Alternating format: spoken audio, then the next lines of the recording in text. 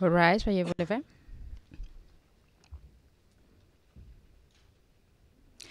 The International Criminal Court is now in session. L'audience à la Cour pénale internationale est ouverte.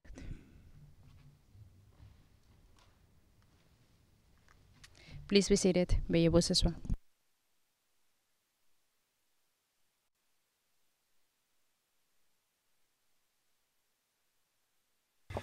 Good morning. Juge, président, bonjour à tous. Greffier d'audience, vous voulez bien appeler l'affaire? Bonjour, monsieur le président, bonjour, messieurs les juges. Il s'agit de la situation en République centrafricaine, en l'affaire Le Procureur contre Alfer Rombot Yekatom et Patrice Edouard Nguessona. Référence de l'affaire, ICC 0114 01 18, et nous sommes en audience publique. Merci, Mme Treven. Monsieur le président, bonjour à tous. Pour l'accusation aujourd'hui, nous avons Karine Neithardt, Yacine Mosfa, Koiko Van Der Puy et moi-même, Oliver Straven. Merci. Représentant des victimes, Madame Massida. Bonjour, Monsieur le Président, Messieurs les juges. Pour les victimes des autres crimes, nous avons aujourd'hui moi-même, Paulina Massida et Madame Merwan Chenafia. Pardon auprès de la Chambre, car j'aurai besoin de quitter pour une affaire urgente le prétoire à un moment. Merci, Président. Merci. Je vous en prie.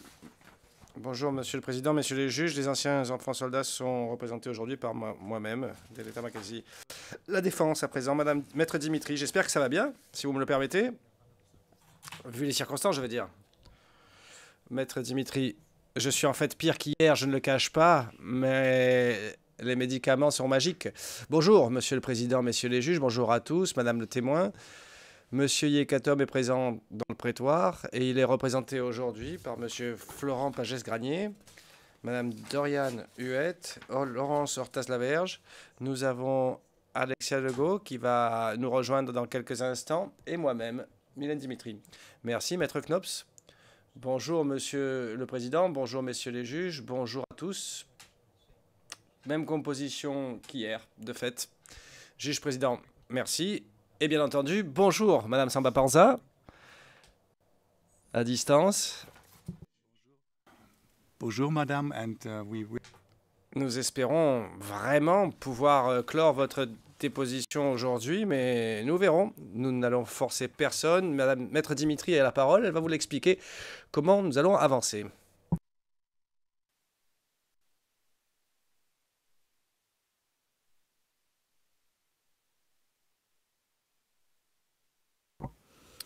Bonjour, Madame la Présidente. Je vais prendre quelques minutes pour me présenter, Madame. Je suis Mylène Dimitri, je suis la conseille principale de Monsieur Alfred Rombot Yekatom. Et je voudrais vous présenter mes plus sincères excuses. J'essaie de donner l'exemple aux jeunes femmes juristes de mon équipe en prenant énormément de responsabilités et en conciliant travail et famille. Et j'ai commis une erreur pour laquelle j'ai assez honte. J'ai manqué notre rendez-vous de courtoisie. C'est la première fois que ça m'arrive en 4 ans. Ne le prenez pas surtout comme un manque de respect de ma part. C'est une erreur d'agenda et je m'en excuse sincèrement. Il n'y a pas de problème. Il n'y a pas de problème, maître. Merci, madame. Alors, je vais vous expliquer un peu la façon dont je vais fonctionner aujourd'hui. Je vais vous poser des questions principalement sur les faits, madame. Je ne compte pas poser de questions sur la politique, ni sur les différentes factions. Je vais vous poser certaines questions très factuelles parce que vous avez quand même été maire de Bangui. Vous avez été présidente, vous êtes avant tout une citoyenne centrafricaine qui avait constaté des choses sur le terrain et c'est ce qui m'intéresse. Je vais également, madame, l'entretien que vous avez eu avec les enquêteurs du bureau du procureur n'est pas en preuve. Alors, il y a certains propos que vous avez tenus lors de vos entretiens avec les enquêteurs du bureau du procureur. Et parfois, ce que je vais faire, c'est que je vais vous lire certains de vos extraits et je vais tout simplement vous demander de confirmer. Donc, ça devrait aller assez rapidement, tout simplement parce que ce que vous disiez à l'époque m'intéresse également. Donc, c'est un peu de cette façon-là que je vais procéder aujourd'hui. Ça vous va?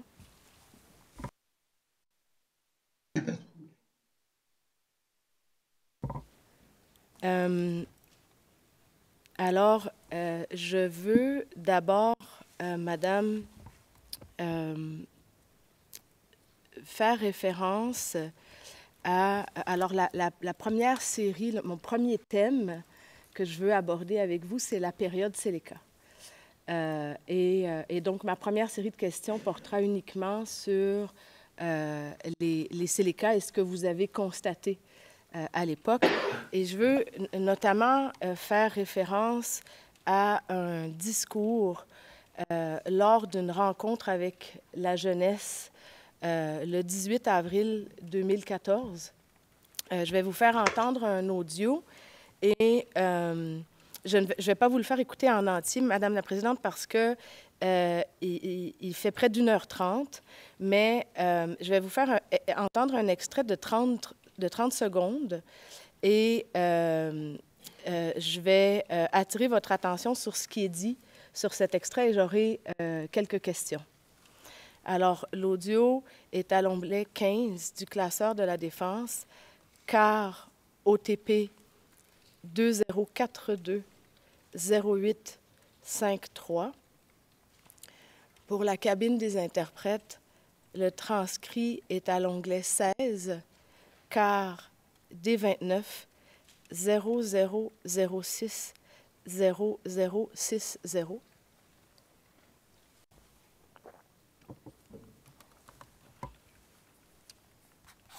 Et l'extrait sera de 1h11 à 1h11 minutes 23 secondes à 49 secondes. Donc, un très court extrait.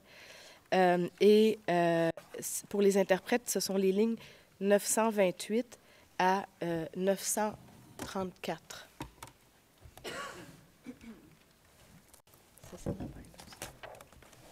Si vous pouviez me faire signe, incluant la cabine Sango, lorsque vous êtes prêt.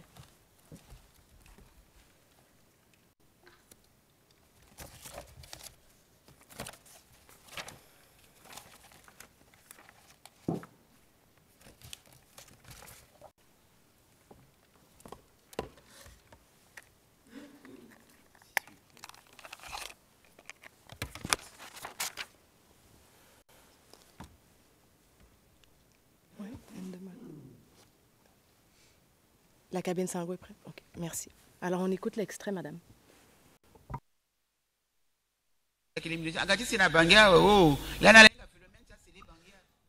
Mon fils, ils étaient 5 000, maintenant ils sont au nombre de 25 000, parce que les 20 000 sont ceux de Bangui.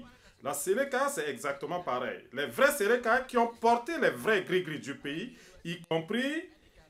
Et maintenant, ils font coudre les gris-gris le long de la route pour qu'ils portent en disant qu'ils sont des anti-Balaka. Alors ceux-là, quand les balles les touchent, directement, ils sont morts. Alors les anciens d'anti-Balaka, point de suspension.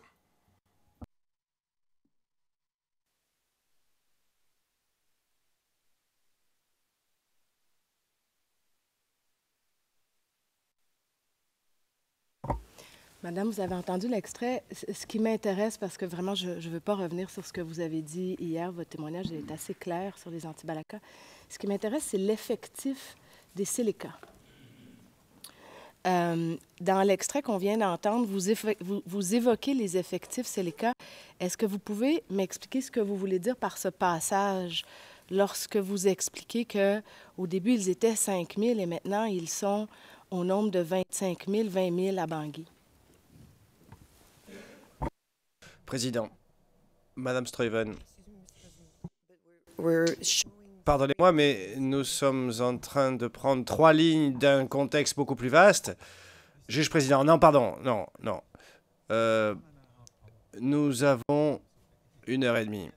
Donc, il est clair que Maître Dimitri est en train d'expliquer quelque chose. Il y a eu une déclaration claire sur des nombres, des chiffres, et Maître Dimitri a tout à fait le droit de poser des questions là-dessus. Donc, je vous en prie, reformulez, Maître Dimitri, allez-y. Merci. Thank you, Mr. President. Merci, Monsieur le Président. ce qui m'intéresse, c'est uniquement le phénomène Séléka.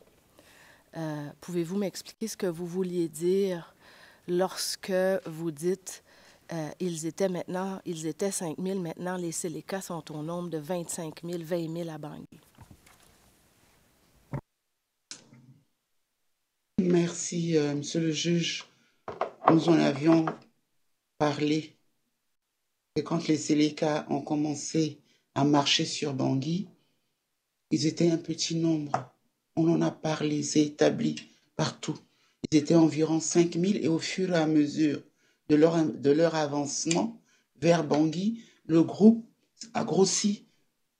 Et ça, je ne sais pas ce que je peux vous dire d'autre, c'est établi. Et donc, je reprends cela. Le groupe, le chiffre de Séléka a grossi au fur et à mesure qu'ils arrivaient à Bangui. Et quand ils sont arrivés à Bangui, c'est encore davantage grossi. Donc, c'est ce que je voulais dire. And we have... Juge président. Et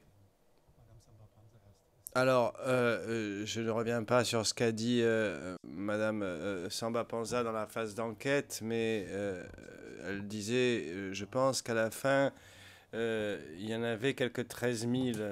Hein, c'est le chiffre que j'avais en tête. Mais évidemment, oui, voilà, vous voulez évidemment, le nombre a l'air d'avoir augmenté significativement quand même. Maître Dimitri, merci. Raison de dire, si vous le savez, que en fait, ce nombre arrivé à Bangui a effectivement, comme vous l'expliquez, triplé, voire quadruplé, notamment parce que beaucoup de commerçants dans Bangui, dans Boeing, dans Katyn, dans PK5 ont rejoint les rangs de la Séléka. Et je ne veux pas généraliser en disant uniquement des commerçants, mais ce que je veux dire par ma question, c'est que ça fait aussi partie des raisons pour lesquelles ce chiffre a énormément gonflé une fois qu'ils sont arrivés à Bangui. Il s'agit essentiellement de jeunes qui ont rejoint les rangs de la Séléka au fur et à mesure qu'ils traversaient les préfectures en direction de Bangui. À Bangui, c'est vrai qu'il y a eu des commerçants qui ont rejoint la Séléka. Il y a eu quelques commerçants, quelques civils musulmans qui ont rejoint les rangs de la Séléka.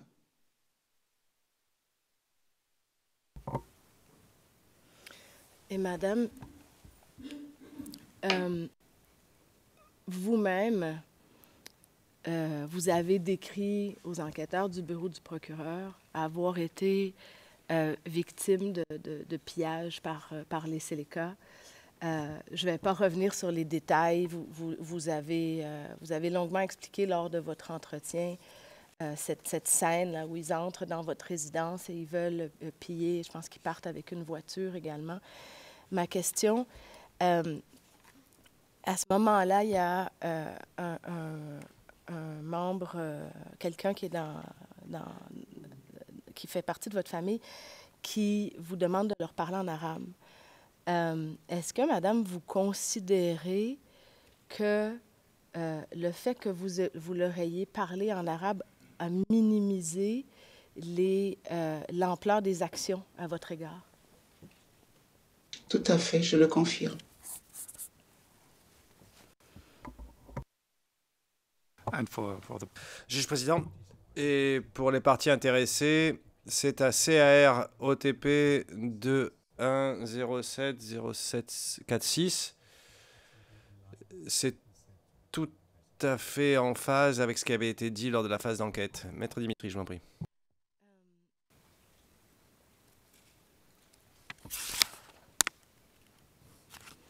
Madame, vous l'avez évoqué un peu en disant que des civils ont rejoint, certains civils ont rejoint les rangs de la Séléka.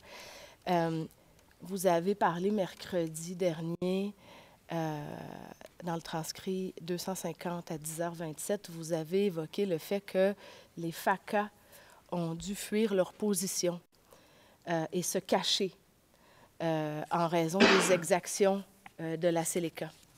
Est-ce que j'ai raison de dire que des civils ont aidé la Séléka à identifier des maisons des militaires FACA qui étaient traqués par les Séléka? Est-ce que c'est quelque chose que vous avez entendu parler ou qui est venu à votre connaissance?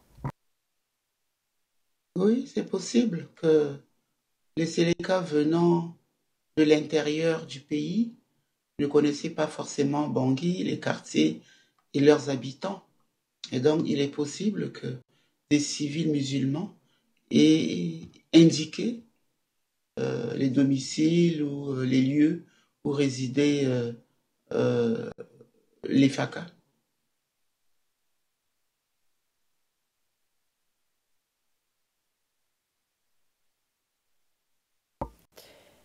Et Madame,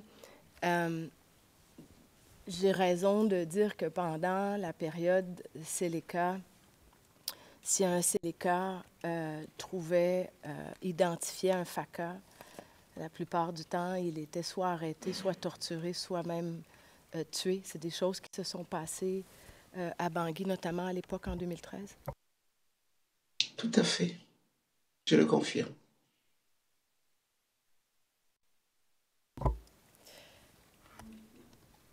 Madame, j'ai un document ici que je voudrais vous présenter. Vous ne l'avez fort probablement pas vu. C'est à l'onglet 17, car OTP 2126 2719.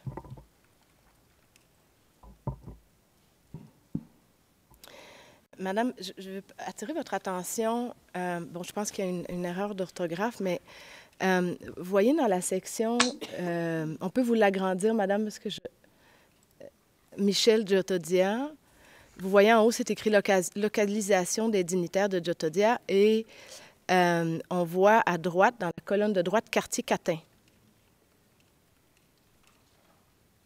Attendez, excusez-moi, quartier Catin. Avec un K plutôt qu'un C. Parlant de qui? Parlant de la localisation des dignitaires de M. Djotodia. Ah, OK, d'accord. Je vois maintenant. Oui. Oui. Alors, ma question, Madame, parce que j'ai cru comprendre, et corrigez-moi si je me trompe, que vous aviez une maison à Catin. Est-ce que, à votre connaissance, il y avait des dignitaires du ministère de la Défense du temps des Séléka qui étaient localisés dans Catin? Monsieur le juge, je ne peux pas répondre à cela parce que j'ai quitté Catin depuis plusieurs années et j'avais offert cette maison à ma sœur. Et quand il y a eu l'insécurité, elle a quitté. La maison a été abandonnée. Donc, je n'ai pas d'informations dessus. Et, Madame, est-ce que votre sœur a quitté Catin au moment de la présidence de Djotodia? Ma sœur a quitté Catin après l'entrée des Anti-Balaka. Et même si votre sœur a quitté la maison que vous lui aviez prêtée à Catin, est-ce que vous, Madame, vous avez déjà entendu parler d'un Séléka nommé Bichar ou Bichara, qui était, c'était en fait un vendeur de friperies qui s'est, je pense, autoproclamé colonel. Est-ce que ça vous dit quelque chose, Bichar ou Bichara, qui exerçait qui était dans Catin, notamment? Catin-Boeing. Je connaissais M. Bichara, j'ai entendu parler de lui, non pas en tant qu'habitant de Catin, mais parce qu'il était membre comment on dit, responsable de marché. Responsable de marché, et comme j'étais à la mairie de Bangui, c'est à ce titre que j'ai entendu parler de Bichara, mais pas en tant qu'habitant de Catin, je ne peux pas vous le dire.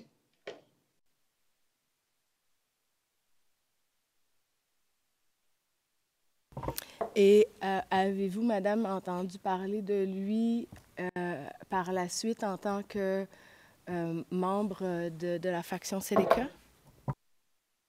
Oui, tout à fait.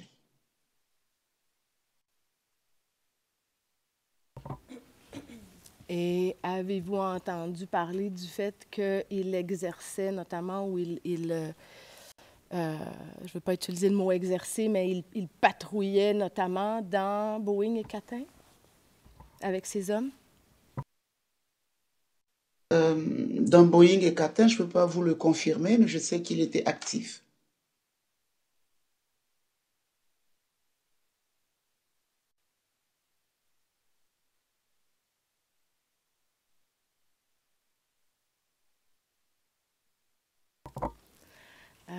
Madame, vous avez expliqué vous avez évoqué qu'à votre retour de Paris, et là je vais juste vous situer dans le temps, on est après le 5 décembre, et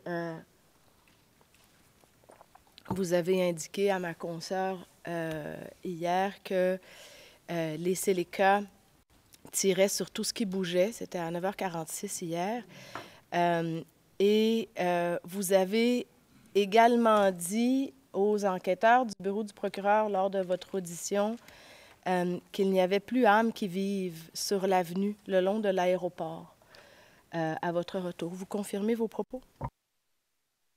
Je le confirme.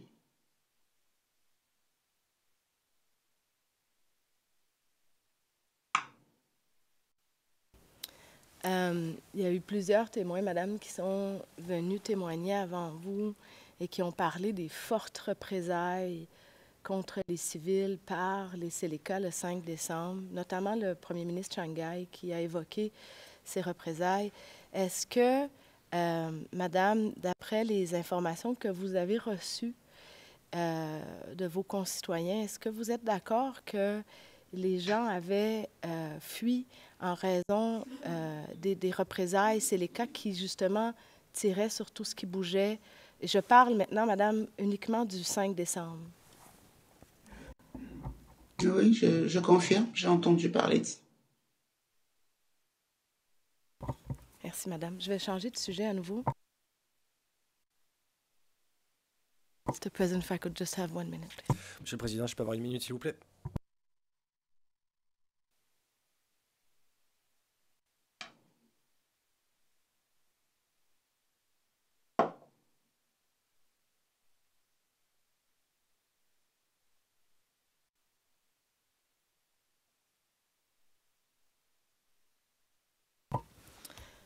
Madame,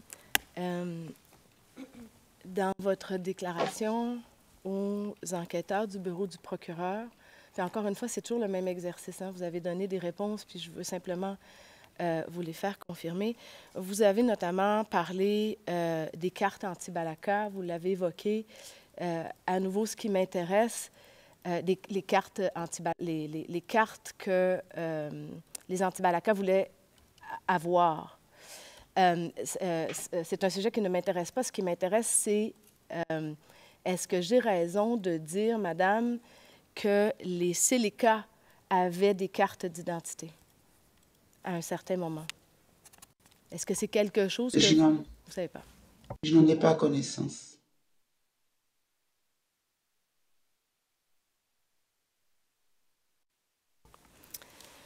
Madame, toujours sur les Séléka,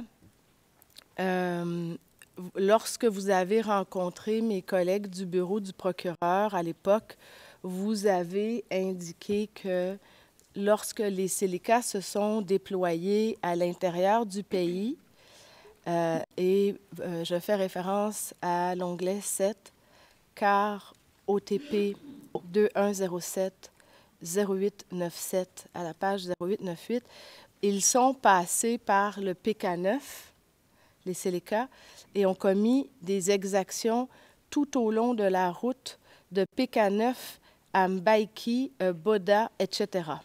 Est-ce que vous confirmez vos propos, madame? Je le confirme.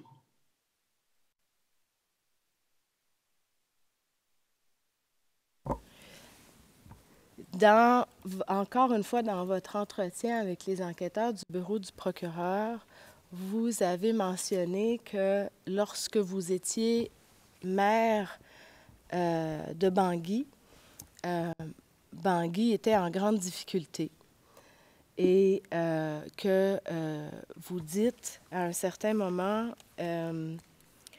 c'est à l'onglet 1, car OTP 21070732 à la page 0748, vous dites que les habitants avaient dû fuir à cause des exactions des Séléka et que tout Boïrab avait fui et s'était réfugié à l'hôpital de l'Amitié.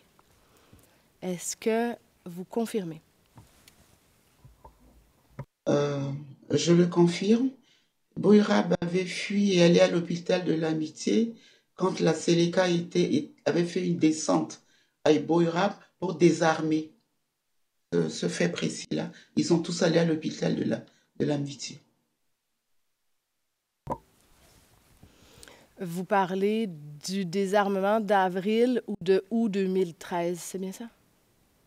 Un des désarmements, il y en a eu plusieurs, je pense, dans Boïrab, mais un des désarmements de Boïrab par la Séléka. Voilà. D'accord.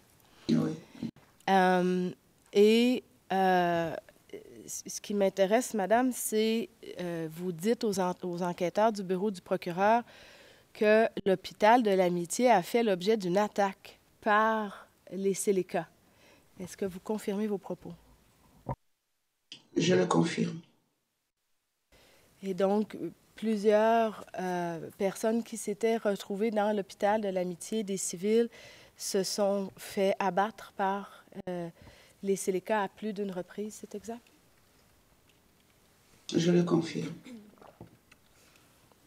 Et madame, est-ce que ça a également eu lieu le 5 décembre? Est-ce que le 5 décembre, si vous le savez, madame, est-ce que l'hôpital de l'Amitié a fait l'objet d'une attaque par les Séléka?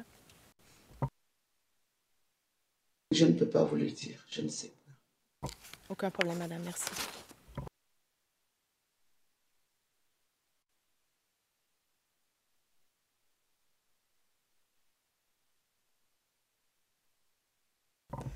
I apologize to the interpreter. Pardon auprès des interprètes, je suis rentré là-dedans sans regarder la transcription en anglais. Pardon.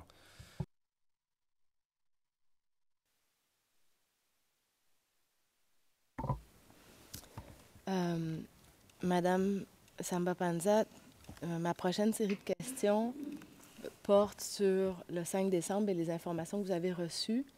Encore une fois, ce qui m'intéresse et le sujet de mes prochaines questions porte uniquement sur les Séléka. Vous avez témoigné que le 5 décembre, les Séléka ont attaqué les civils. Vous en avez fait référence un peu plus tôt. Est-ce que...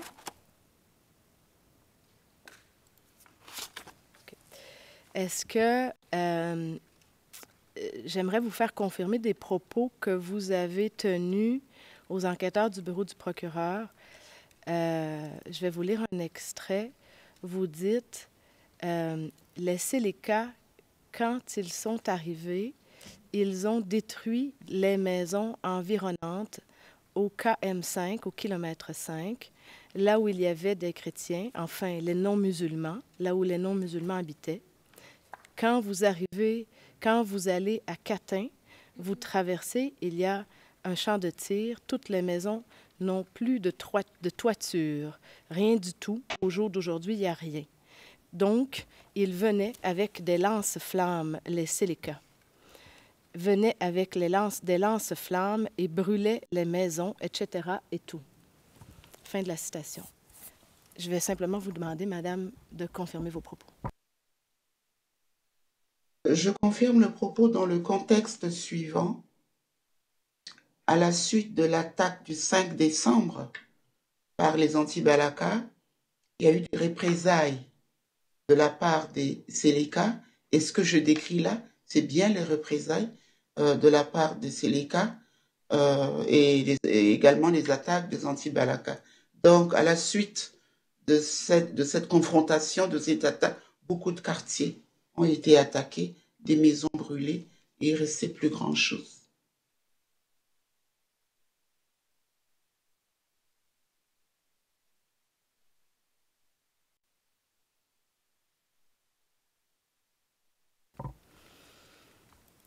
Et pourriez-vous être un peu plus explicite, et maintenant je parle uniquement des Sélékas et des représailles par les Sélékas ce jour-là, pourriez-vous être un peu plus explicite sur les représailles Sélékas lorsque vous dites qu'ils brûlaient les maisons aux alentours dans les quartiers non musulmans et qu'ils utilisaient des lance-flammes?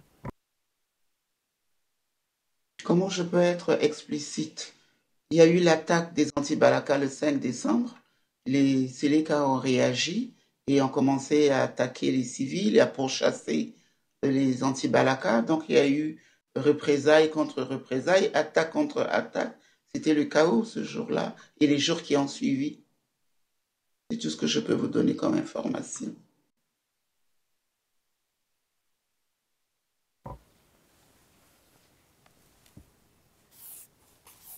Et en relation avec vos propos, Madame, selon lesquels les Sélékas sont venus avec un lance-flamme ou un lance-roquette là, à Catin le 5 décembre en représailles, je vais vous montrer une vidéo et ensuite j'aurai quelques questions. Ça vous va?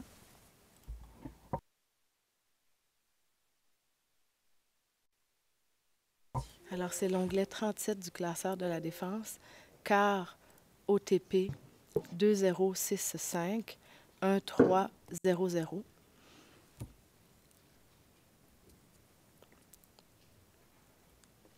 Les métadatas sont à l'onglet 38, car OTP 2065 6204.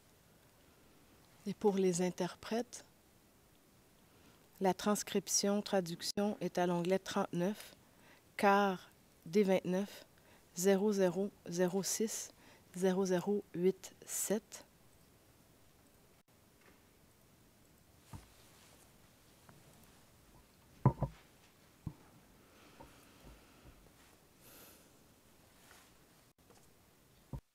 Est-ce que je peux avoir un signe de la cabine des interprètes lorsqu'ils sont prêts? C'est bon, merci.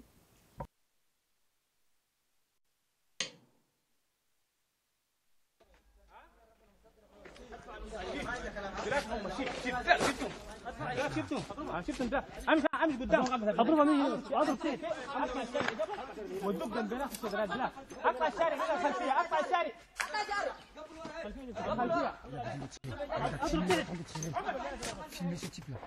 اضرب سعد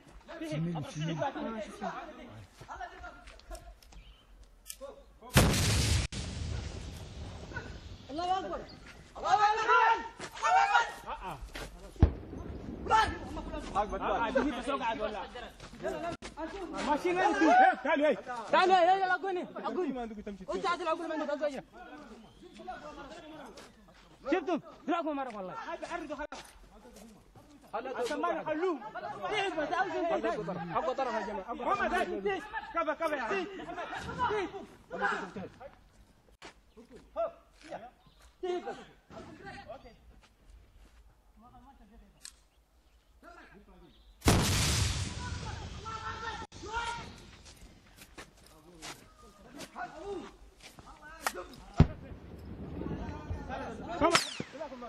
شفتوا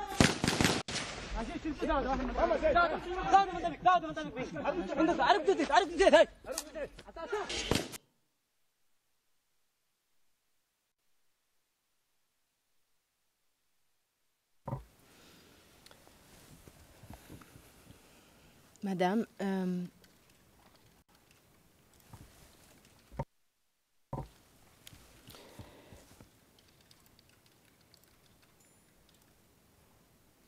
est-ce que j'ai raison de dire que ce qu'on a vu sur la vidéo, c'est bien le quartier Catin avec des Sélékas? C'est bien le quartier Catin avec des Sélékas. Et par curiosité, Madame, est-ce que vous en avez reconnu quelques-uns? Non, je ne les connais pas.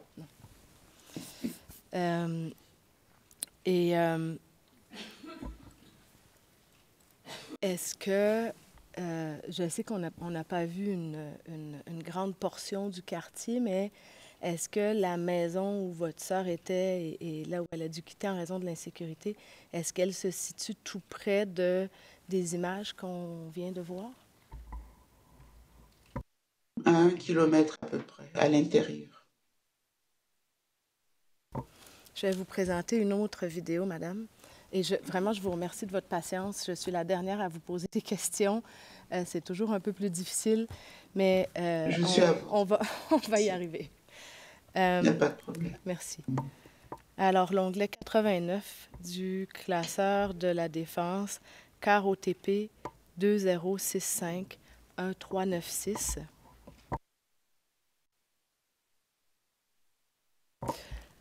Et je vais donner congé aux interprètes pour cette vidéo. Ce qui m'intéresse, c'est les images et pas l'interprétation. Merci. Madame, je vous présente cette vidéo. Je vous invite à regarder. J'ai l'impression qu'on se rapproche de votre maison et de notamment celle de l'ambassadeur Nimanga.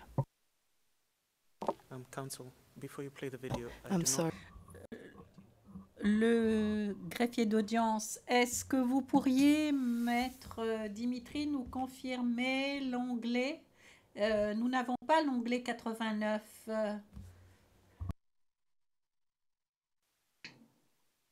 Excusez-moi, madame. You don't have it as a paper copy? Maître Dimitri, excusez-moi, vous ne l'avez pas sous forme papier ou bien dans NUIX? Le greffier d'audience dans NUIX, le président, est-ce que vous pouvez peut-être le diffuser malgré tout, maître Dimitri? J'essaye toujours d'apporter mon aide dans la mesure du possible, le président. Bon, ça n'est pas un problème. Diffusons-le simplement. Il n'est pas nécessaire d'avoir la traduction à vue, donc pas de problème. Il s'agit simplement de présenter des images, n'est-ce pas?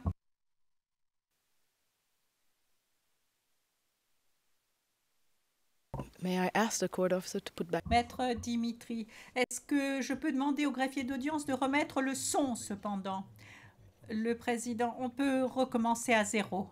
Ça n'est pas un problème, ça n'est pas très long de toute façon. Est-ce que vous pouvez le rediffuser l'extrait?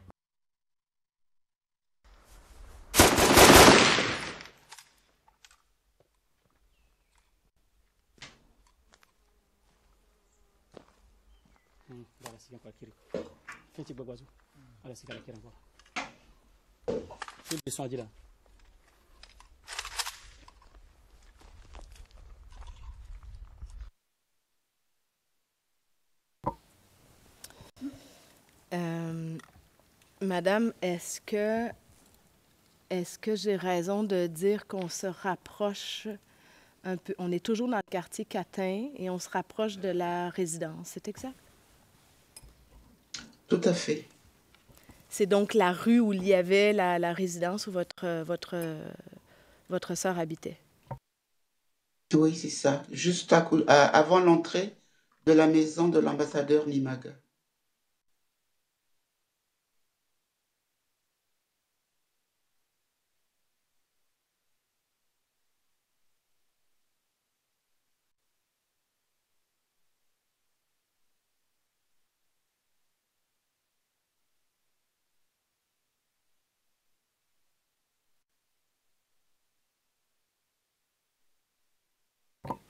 Je vous en montre une dernière dans ce secteur, madame. L'onglet 90, CAR OTP 2065 1408. Et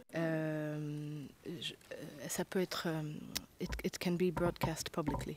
Maître Dimitri, on peut diffuser cette image au public.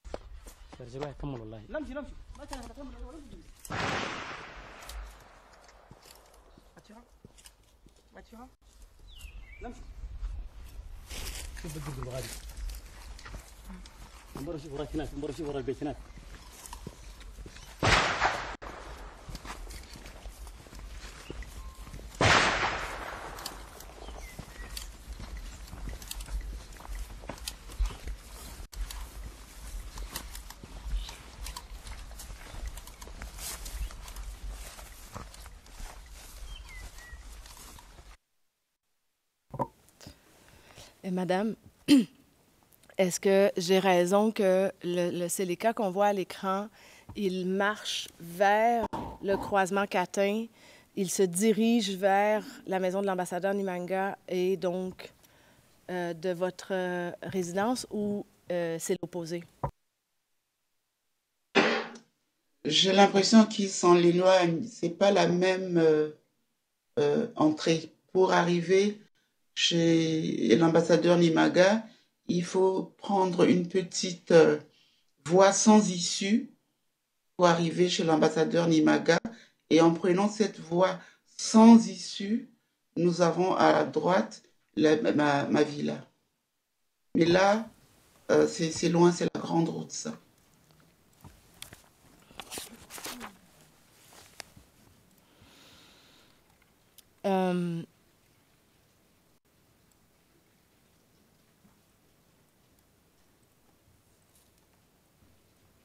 Il y a certaines personnes qui sont venues témoigner ici, qui ont décrit les représailles des Séléka le 5 décembre en utilisant le terme ils sont passés de maison à maison, de porte à porte. Vous avez indiqué ils tiraient sur tout ce qui bouge. Je vais vous présenter une vidéo, toujours du 5 décembre. Toujours le matin du 5 décembre. C'est toujours des Séléka qu'on voit sur cette vidéo et je vais vous demander si ce qu'on voit sur la vidéo, si ça vous a été rapporté par vos concitoyens parce que vous étiez justement maire de Bangui à l'époque. Alors, c'est l'onglet 40, CAR OTP 2065 1568. C'est une vidéo qui a 26 secondes. Les métadatas sont à l'onglet 41, CAR OTP 2065 6338. C'est une vidéo qui a été prise à 9h56 le matin du 5 décembre et elle peut être présentée au public. Et pour les interprètes, la traduction-interprétation se trouve à l'onglet 42, CAR D29 0006 0090. Si les interprètes peuvent me faire un signe lorsqu'ils sont prêts.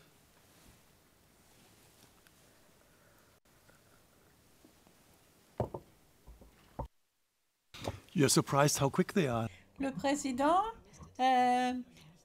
nous sommes surpris de la rapidité avec laquelle il trouve le passage, effectivement.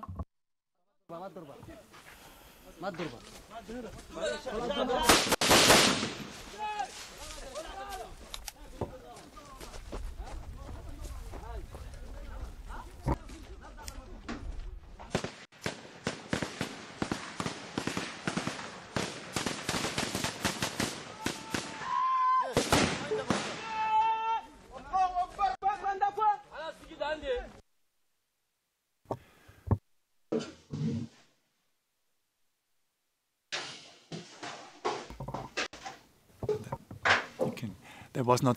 Le président, je crois qu'il n'y avait pas grand-chose qui était dit, on peut poursuivre. Madame, vous avez vu la vidéo.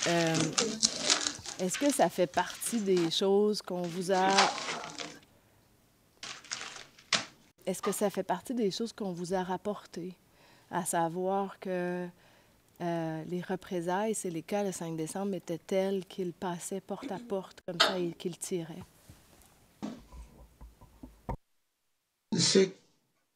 Oui, Monsieur le Président, ce qui m'a été rapporté, c'est que lors de l'attaque du 5 décembre, les Séléka ont résisté et les anti-Balaka ont dû se retirer. Et donc, les Séléka s'imaginent que les anti-Balaka ont dû recevoir l'appui des populations non musulmanes pour les cacher ou pour les aider à s'enfuir. Et donc, ils les recherchaient dans les maisons environnantes ou dans les quartiers censés être favorables aux anti-Balaka. Et donc, effectivement, c'est ce qui m'avait été rapporté. Et quand vous dites, et donc, effectivement, dans leur recherche, ils se mettent à passer de maison en maison et de tirer. C'est ce que vous voulez dire? Maître, qu'est-ce que vous m'avez posé?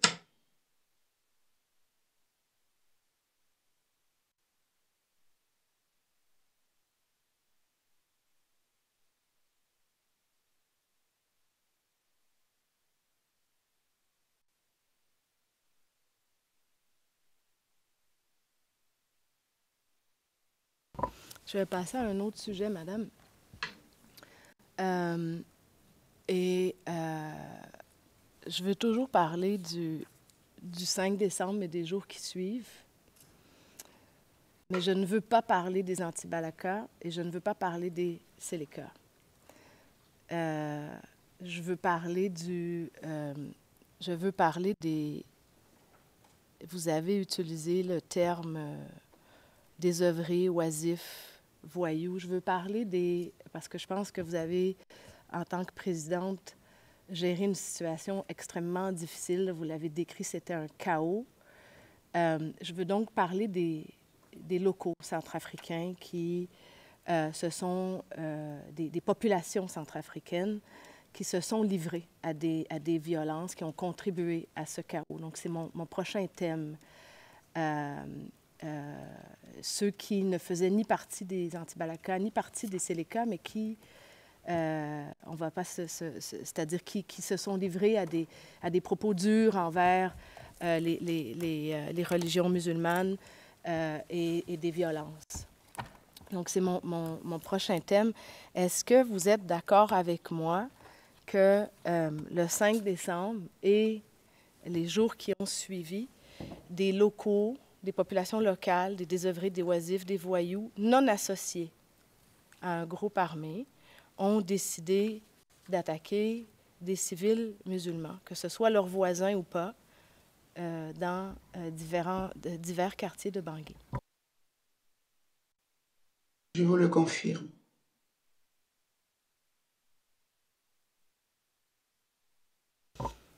Et on est d'accord, madame, que c'est des membres de la population qui, dans divers quartiers de Bangui, incluant les quartiers qu'on a vus, la Catin, Boeing, qui sont incapables, à l'époque, de contenir leur colère ou leur sentiment de vengeance. Ça fait partie des raisons pour lesquelles, lorsque vous avez donné votre discours de paix, vous demandez aux gens, aux voisins, de ne pas se regarder en chien de faïence. C'est parce que les populations étaient incapables de contenir leur colère dans ces quartiers-là de Bangui. C'est exact? Oui, c'est exact. Et je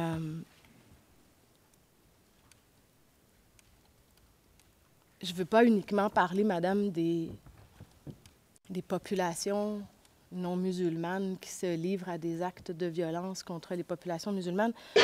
Je veux aussi parler des populations civiles musulmanes.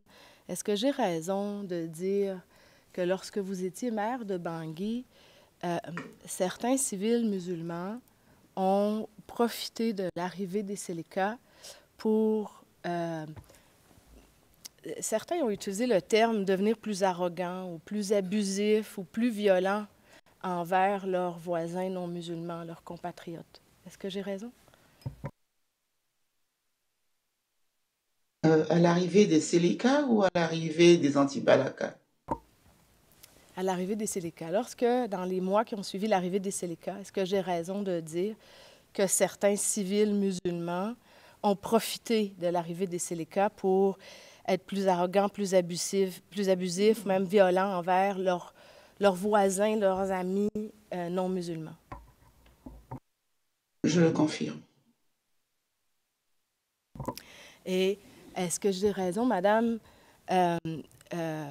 Avez-vous constaté que les non-musulmans se sont sentis trahis? Parfois, ils ont exprimé un sentiment de trahison par rapport à leurs compatriotes musulmans. Je le confirme. Et est-ce que j'ai également raison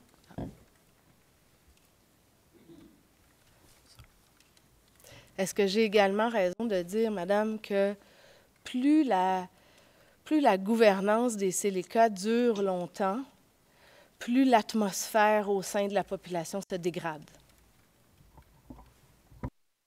Je le confirme.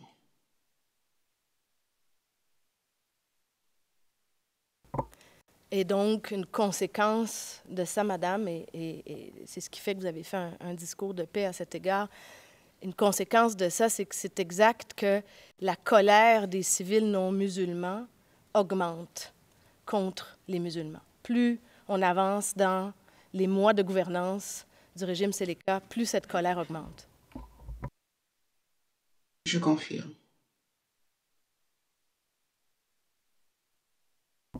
Et j'aimerais avoir, Madame, dans vos mots, comment elle se traduit, cette colère, par les civils non musulmans contre les musulmans? Au niveau des organisations des jeunes, au niveau des organisations des droits humains, au niveau de la population, il y a des critiques acerbes contre le pouvoir Séléka. Et donc, voilà, il y avait des mécontentements. Et concrètement, physiquement, les civils non musulmans qui sont en colère, surtout après le 5 décembre, là, concrètement, comment ils traitent les musulmans dans certains quartiers de Bangui? Réagissent, ils les attaquent. Ils les attaquent. Il y a des représailles contre eux.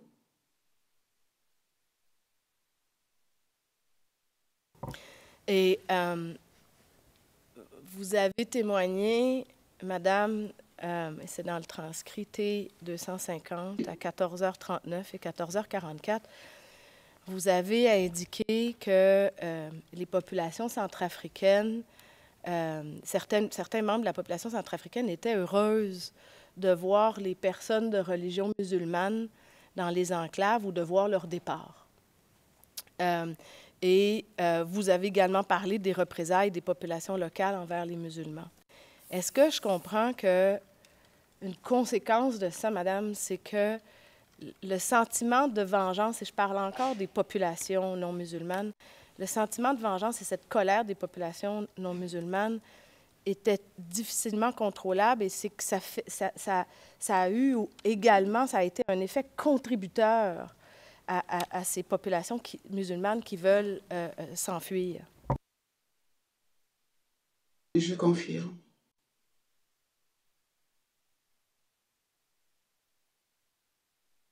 Et Madame, dans votre discours de paix, et c'est à l'onglet 16, car OTP 2087-9201, c'est votre discours, on va le mettre à l'écran à l'instant, il peut être diffusé publiquement, votre discours en tant que présidente de la délégation spéciale des maires de Bangui. C'est pour cette raison, Madame, que vous demandez aux populations de ne pas céder à la vengeance. C'est exact? Je confirme. Et juste une clarification, Madame, sur ce discours. Et mon collègue va attirer votre attention sur un paragraphe particulier. Alors, ma consoeur du bureau du procureur vous a indiqué, je pense qu'elle vous a induit en erreur, en fait. Elle vous a indiqué qu'au transcrit 250 à 9h39 minutes, elle vous suggère que c'est un discours que vous auriez donné en août 2013, suite au désarmement. Et suite à sa suggestion, et je ne vous en fais pas le reproche, Madame, vous lui dites que vous pensez qu'elle a peut-être raison, je vais attirer votre attention, en fait, sur un paragraphe de ce document où vous faites référence au grand humaniste qui vient de nous quitter, Nelson Mandela. Alors, je vous suggère, Madame, que Nelson Mandela est mort le 5 décembre 2013 et que ce discours, contrairement à ce que ma consoeur vous a suggéré, vous ne l'avez pas fait en août 2013, mais après le 5 décembre 2013. C'est exact? C'est possible. Je peux pas vous le confirmer. C'est possible. Je sais pas. Ouais. Peut-être à quelques jours du départ de la mort de Mandela. Donc c'est toujours en décembre. Je ne sais pas, je ne me rappelle plus. Well, you have made a good... Le président. Bon, je crois que vous avez bien défendu votre dossier, Maître Dimitri, que ça n'était pas août 2013. Parce que vous vous souvenez de la date exacte, je voulais juste attirer votre attention sur ce passage de la mort de Nelson Mandela. Et à cet égard, là, justement, sur le terme anti-Balaka, je vais encore une fois faire un peu ce que j'ai fait avant, c'est-à-dire vous faire confirmer des propos que vous avez tenus aux enquêteurs du bureau du procureur. Vous avez dit, et c'est 2107-0732, en parlant des anti-Balaka, je vous assure que moi-même, j'ai été surprise par cette histoire d'anti-Balaka. En décembre 2013, je devais aller à Paris. Et là, vous donnez des explications et vous dites, mon deuxième jour de réunion, le 5, c'était l'entrée des anti-Balaka, l'attaque des anti-Balaka. C'est la première fois que j'entendais parler d'eux en France. Vous confirmez vos propos, madame? Je confirme mes propos, mais il y a des erreurs de mémoire dans ce que j'ai dit. Puisque j'ai dit par la suite que j'ai été, en tant que maire, j'ai dû être en contact avec certains anti-Balaka pour la libération des 5 musulmans qui avaient été arrêtés. Il est possible qu'il y ait eu des confusions dans les dates. Le président, pour que le procès-verbal soit complet, il s'agit bien effectivement de 0732 0752. Maître Dimitri, merci.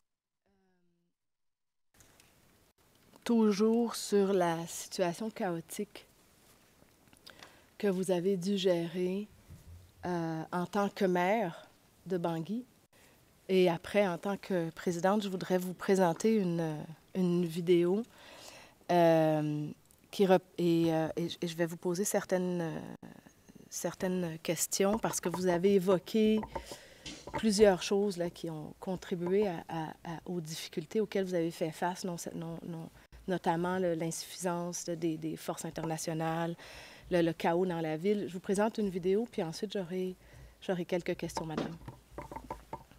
Alors, c'est l'onglet 43, car OTP 2120-0301, et le transcrit est à l'onglet 44, car D29 0006 0005. Si je peux avoir un signe de la cabine des interprètes lorsqu'ils sont prêts, s'il vous plaît.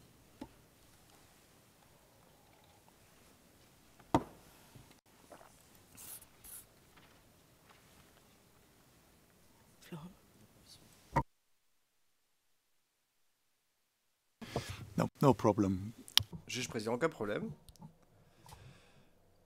Vous voulez bien le rediffuser? I think the problem... Maître Dimitri, je crois que le problème... Alors, je ne veux pas jeter la pierre à personne, mais j'ai l'impression que le son est coupé de ce côté-là. On n'a plus de contrôle, je ne sais plus pourquoi. Juge président, vous voulez dire, vous avez dit que vous ne contrôlez pas le son, c'est ça? Oui, et que le problème n'est pas de notre côté. Peut-être que le greffier peut nous aider sur ça?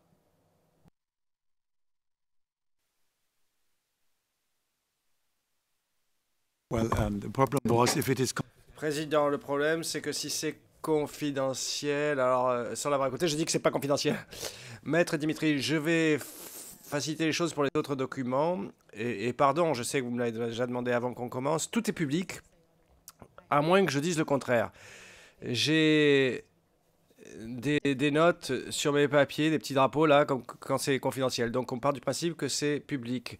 Bien, juge président, je crois que les interprètes sont prêts, on peut diffuser la bande.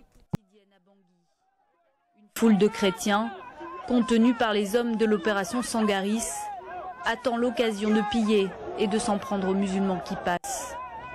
à chaque menace d'incident. Les soldats français tirent en l'air pour disperser la foule. Un homme, musulman, blessé par des chrétiens, sort de la foule. Il est pris en charge par les soldats français. Mais je ne comprends plus rien, moi. Je ne sais pas pourquoi. Regardez comment vous me laissez. Ils ont pris ma moto, tout. Regardez, c'est normal. Finalement, l'homme est mis sous la protection de la force africaine. Il a été évacué directement chez lui, là. Parce qu'il y a clairement un risque pour lui? Ah oui, il y a clairement un risque, parce que bon, a priori, il est musulman, et là, la population est contre actuellement. Donc...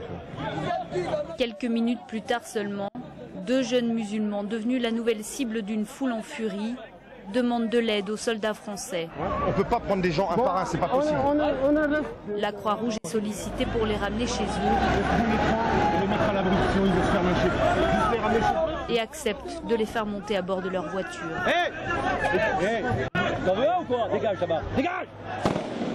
Par peur d'être pris pour cible, les humanitaires changent finalement d'avis et remettent les 2 jeunes à l'armée française. On va vous avancer de 500 mètres, d'accord? Après, une fois que le VAB est ouvert, vous rentrez dans votre quartier. Oui. C'est bon, les gars? Ils rentreront finalement chez eux à bord d'un véhicule blindé, sous les huées de centaines de chrétiens criant à la vengeance.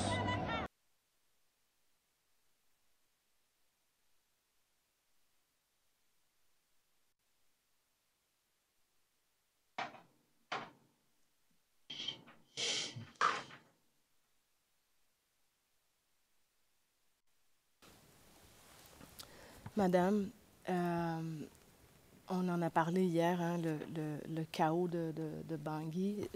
Cette vidéo, là, pour votre information, elle date du 28 décembre 2013. Donc, vous êtes encore maire de Bangui, vous n'êtes pas encore présidente. Première question sur la vidéo, Madame. On voit le soldat des forces internationales, des forces sangaristes, qui veut aider les 2 musulmans qui sont attaqués par la foule. Et je ne veux pas utiliser le terme chrétien, j'ai bien pris note du fait que c'est des non-musulmans.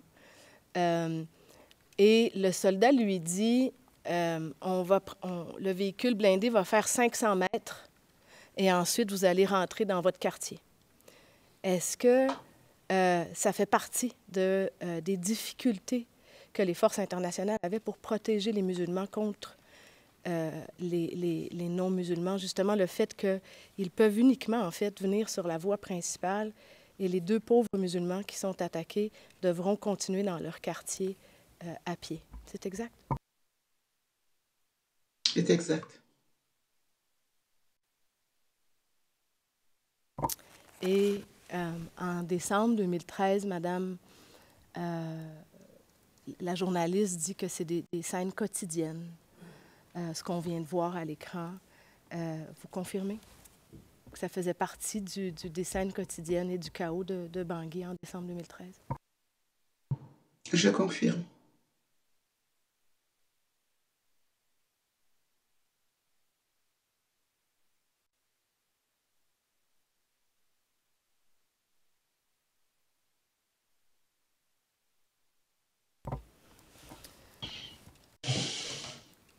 Je vais vous montrer une autre vidéo, Madame.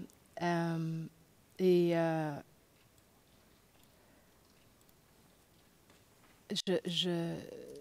suis sensible au fait que c'est pas très agréable pour vous, parce que c'est quand même votre pays, de vous remémorer ce qui s'est passé à l'époque.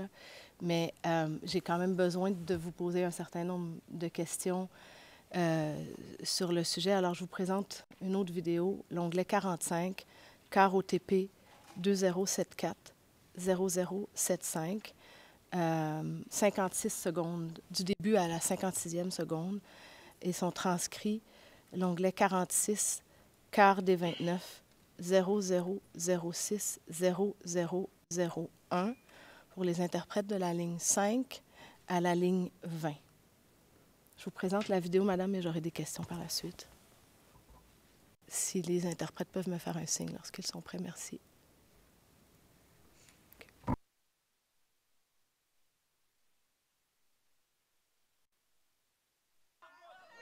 Ce matin, certains chrétiens s'acharnent encore sur la mosquée de ce quartier. Hier, elle a été mise à sac. Insulte suprême, ils ont déchiré la rage au ventre, les livres du Coran. Ces chrétiens se nomment eux-mêmes les anti-Balaka, les anti-machettes. Constitués en milice, ils se vengent des musulmans, la minorité au pouvoir depuis mars dernier. Quand tu jettes un œuf pourri, là c'est fini, tu ne manges plus. Les musulmans sont comme un œuf pourri. Vous allez continuer à vous venger contre les musulmans? Effectivement, jusqu'à la fin, jusqu'à ce que le nettoyage à sec soit dans le pays. On ne veut plus accepter les musulmans encore. Ici, la haine contre les musulmans grandit de jour en jour. La réconciliation entre eux semble bien improbable.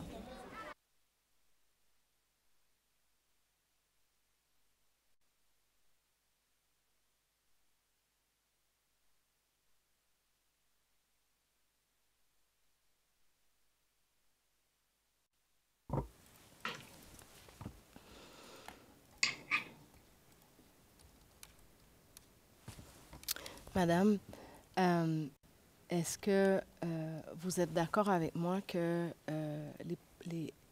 on voit à l'écran partie de la population non musulmane? Et je suis encore sur le thème de la population, la population non musulmane, tenir des propos assez durs envers la communauté musulmane. Est-ce que j'ai raison de dire que c'était pas des propos isolés, c'était des propos partagés et répandus par une partie, je ne veux pas généraliser, mais par une partie de la population non musulmane à l'époque? Je confirme.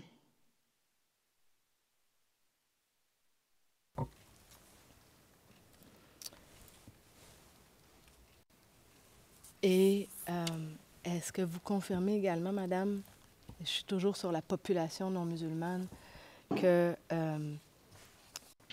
non seulement ils tiennent des propos très durs, mais cette colère de la population non musulmane, elle se traduit également par ce qu'on vient de voir à l'écran, à savoir des destructions de lieux de culte, des destructions de mosquées, parce qu'ils ne peuvent plus, la population non musulmane, incapable de contenir cette colère, elle la traduit en destruction de mosquées. Vous confirmez? Nous l'avons vu ensemble avec vous.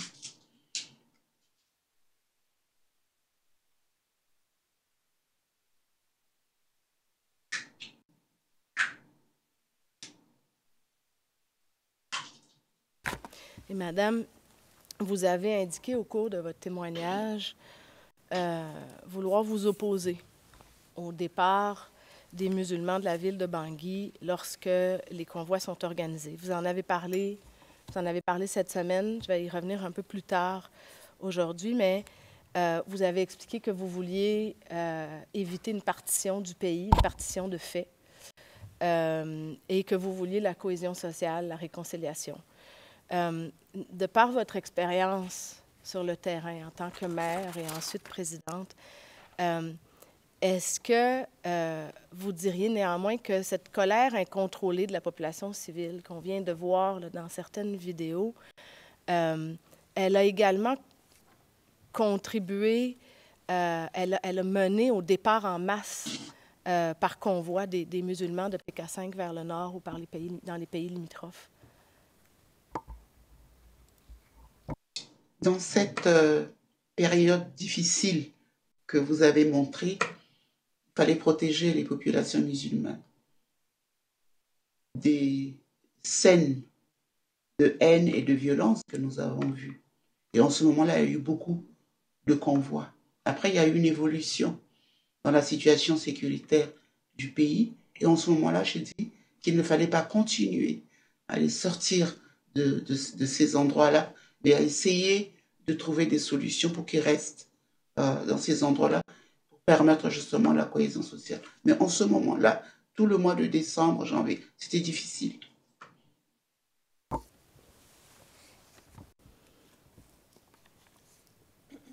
Merci, Madame.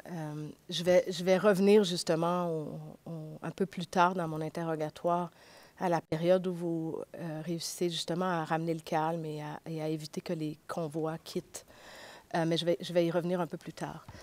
Je veux passer à un autre thème et je veux parler de la MISCA, de la FOMAC, du contingent tchadien. Est-ce que, à l'époque, est-ce que vous avez eu connaissance du fait que des Séléka ont été assistés par la FOMAC?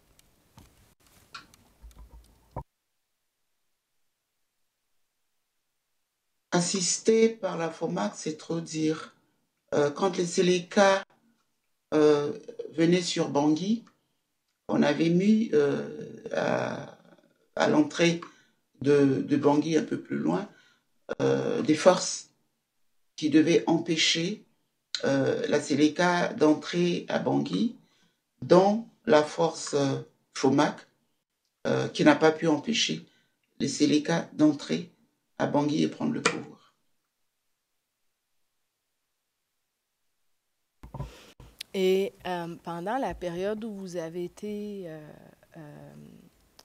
maire de Bangui ou présidente, est-ce que, parce qu'on a entendu quelques témoignages ici sur le fait que certains contingents de la FOMAC auraient tiré sur des civils à Bangui. On a vu certaines vidéos, notamment des scènes assez difficiles. Est-ce que c'est quelque chose qui est venu à votre connaissance? Oui, bien sûr. Et est-ce que ça, ces scènes-là dont plusieurs personnes ont entendu parler à l'époque, est-ce que ça a contribué à la colère des populations civiles non musulmanes contre les populations musulmanes centrafricaines, mais d'origine tchadienne? Je ne sais pas si vous comprenez ma question, mais ils ont associé, en d'autres termes, ils ont beaucoup critiqué le Tchad en raison de ces contingents qui ont tiré sur des civils.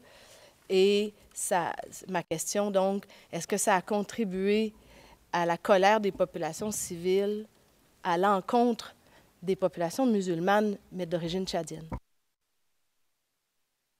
Il n'y a pas que ça. Le fait que les Séléka ont en leur sein des populations, des groupes de populations d'origine tchadienne, soudanaise, etc. et tout, déjà, ça a créé ce problème avec les populations centrafricaines qui ont estimé que les Séléka, c'est des Tchadiens, c'est des musulmans. Enfin, on mettait tout ça dans le même panier. Et puis, quand il y a eu ces incidents-là, incidents souvent dus au fait qu'au moment des convois des populations musulmanes vers les localités du nord et de l'est, ces convois étaient protégés par les troupes tchadiennes. Et quand il y avait des tentatives d'attaque de ces troupes-là, il y a eu des réactions des troupes tchadiennes qui ont malheureusement tiré sur des populations qui étaient là autour des camions, etc. et tout. Ce n'était pas prévu par... Ça, c'est également une faute quoi, de leur...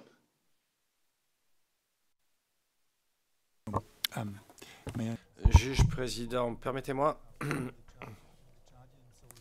lorsque les Tchadiens, les soldats tchadiens ont ouvert le feu, est-ce que vous vous souvenez des circonstances dans lesquelles cela s'est passé? Vous venez de mentionner que ça avait à voir avec des camions. Est-ce que vous pourriez développer, s'il vous plaît, ou en tout cas nous le rendre plus clair? Merci.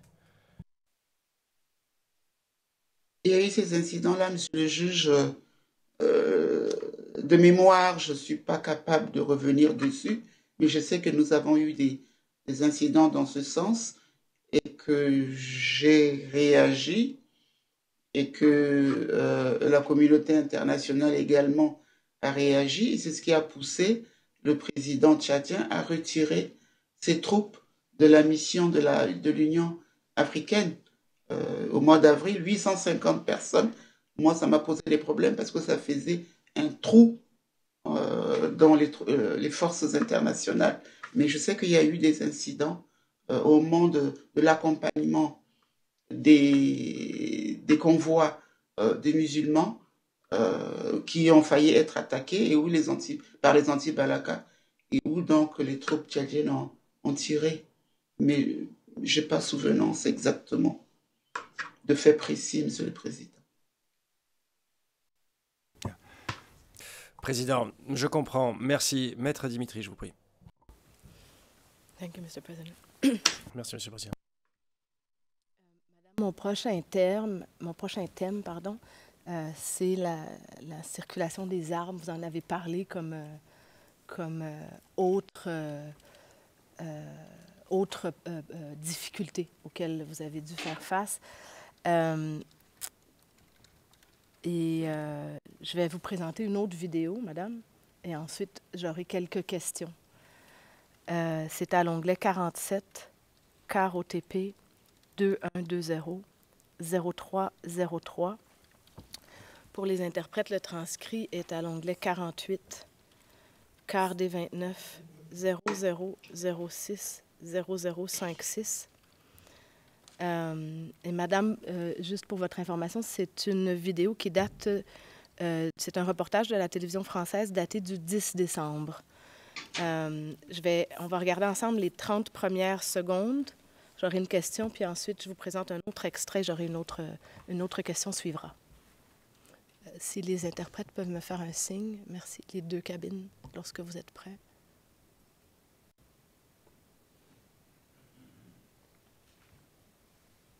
Est-ce que la cabine Sango est prête?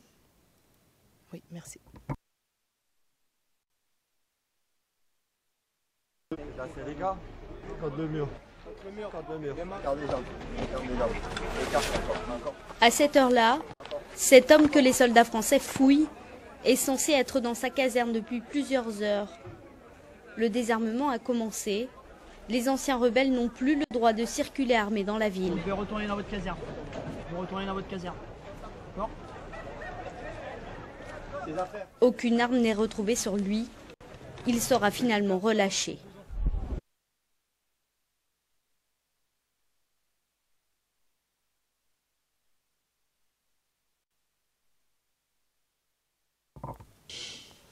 Madame,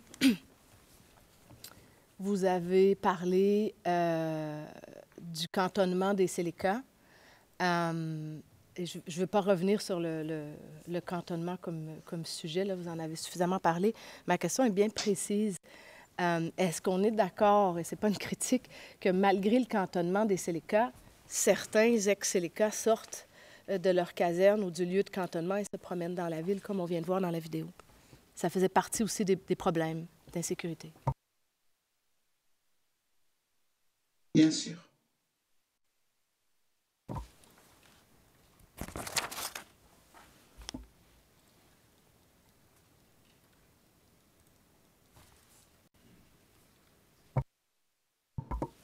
Je vous présente un autre extrait de la même vidéo, madame, de 30 secondes jusqu'à 1 minute 13 pour les fins du procès verbal.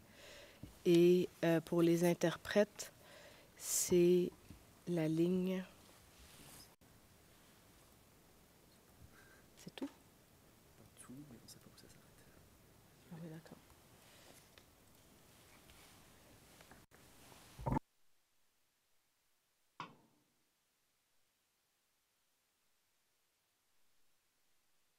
Well,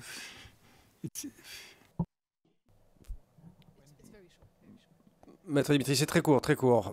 Juge président, alors, si c'est la même vidéo, il suffit d'envoyer. Maître Dimitri, je ne sais pas où ça s'arrête dans notre transcription, je voulais juste aider. Juge président, je suis sûr que les interprètes se débrouilleront. Merci, allez-y. Dans ce quartier durement touché par les exactions, les soldats français ont mis en place un checkpoint où ils fouillent tous les habitants et toutes les voitures. Vous pouvez lever, s'il vous plaît. Machette.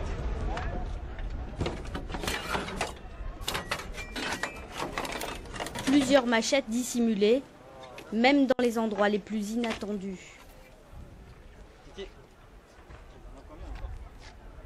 En quelques heures, voici l'arsenal saisi. Kalachnikov, fusils de chasse, roquettes, en majorité saisis sur des civils. Leurs propriétaires sont retenus et interrogés dans cette boutique à l'abri des regards.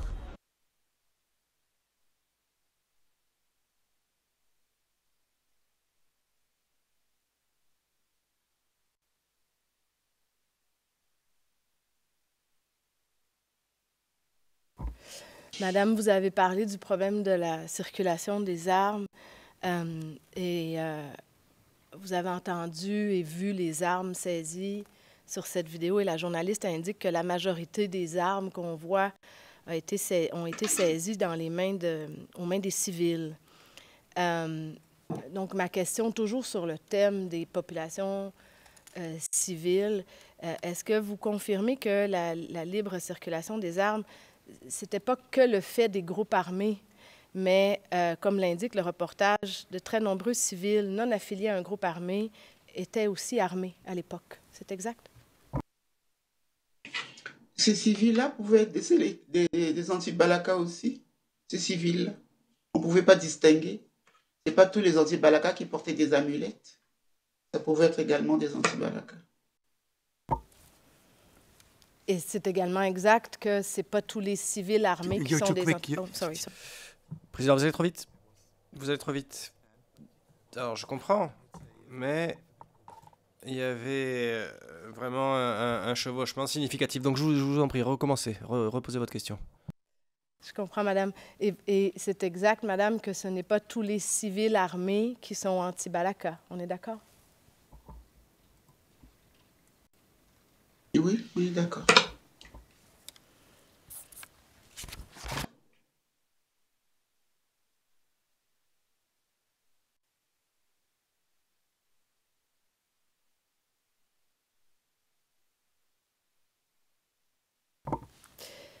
Et donc, en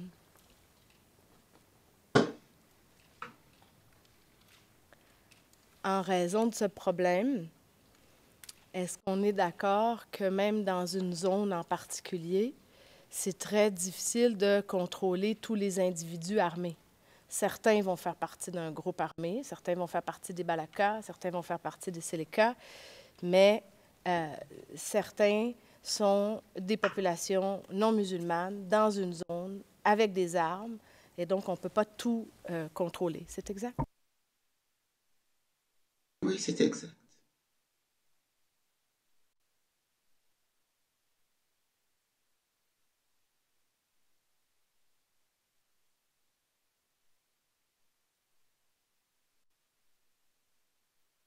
Madame, je vais vous présenter la fin du reportage. C'est le même reportage? Oui. La fin du même reportage qu'on vient de voir, madame.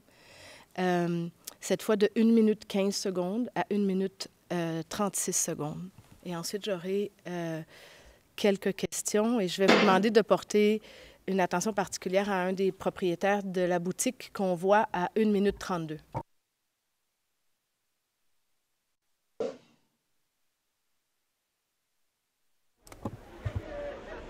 Alors que l'opération de désarmement semble sous contrôle, dans certains quartiers de la ville, pillages et violences éclatent.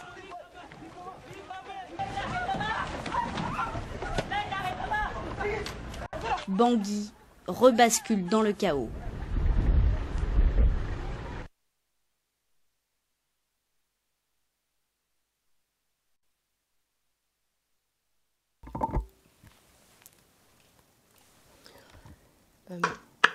Madame, je ne sais pas si vous avez remarqué, parce que je ne sais pas à quel point les images, en raison de la connexion, sont bonnes de votre côté, mais on voit des pilleurs qui se ruent sur une boutique et on voit à 1 minute 32 le propriétaire de la boutique qui est de religion musulmane avec une machette à la main, qui veut évidemment protéger sa boutique contre les pilleurs.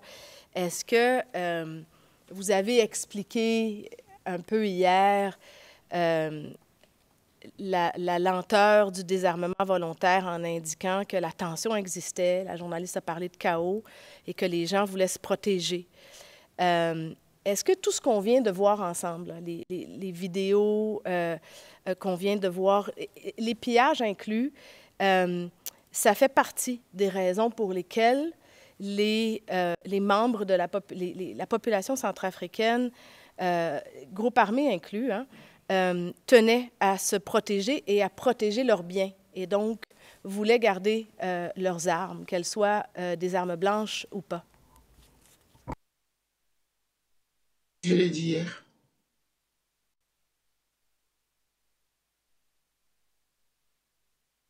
Can we perhaps freeze it? Président, est-ce qu'on peut mettre sur pause sur l'image à 1 minute 32 pour qu'on voit bien l'image, justement, ce passage-là, juste pour moi-même, pour me faire une idée plus précise.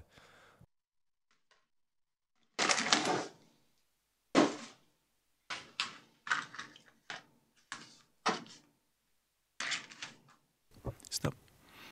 Okay. Thank you very much. Merci beaucoup. I can come back to... Maître Dimitri, je peux revenir avec une référence d'ici la fin de la journée. Il y a une image très claire qui a été prise par un journaliste. C'est une image en haute définition de cette scène-là et on y voit bien mieux. Je vous donnerai la référence avant la fin de la journée. Juge président, oui, après coup, on peut le faire après l'audience. Hein, oui, merci. Maître Dimitri. Et je vais utiliser cette césure naturelle pour demander à messieurs les juges quel est le programme d'aujourd'hui au niveau horaire. Juge président, de fait, je comptais décider au fil de l'eau, mais puisque vous posez la question, je pense qu'il serait préférable d'aller jusqu'à midi, puis prendre une pause déjeuner jusqu'à 13h, et puis ensuite une autre séance de 2 heures, et finir à ce moment-là. Espérons. Si ce n'est pas le cas, on pourrait poursuivre jusqu'à... Bon, on va voir, dit Maître Dimitri. Juge président, j'ai la sensation que vous progressez bien, mais je ne sais pas, bien entendu, donc c'est qu'une impression. Je vous en prie, poursuivez. Ah, et les réponses de Madame Samba Panza sont très succinctes, très courtes.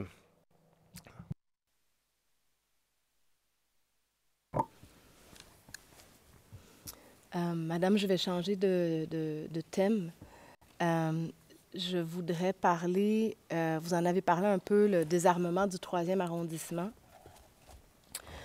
et du fait que c'était une revendication insistante, un problème récurrent. Je vais vous faire entendre un échange lors de votre discours du 18 avril 2014 où un intervenant vous interpelle justement sur le désarmement du 3e. Je vous fais entendre ce qu'il a à dire, puis ensuite j'aurai une question précise encore sur ce thème. C'est à l'onglet 15 du classeur de la défense, car OTP 2042 0853 de 1 minute, non pardon, de 1h03 à 1h03 minutes 1 seconde à 1h04 minutes 4 secondes. Le transcrit pour la cabine des interprètes est à l'onglet 16 du classeur de la défense, car des 29 0006 0060 des lignes 821 à 834.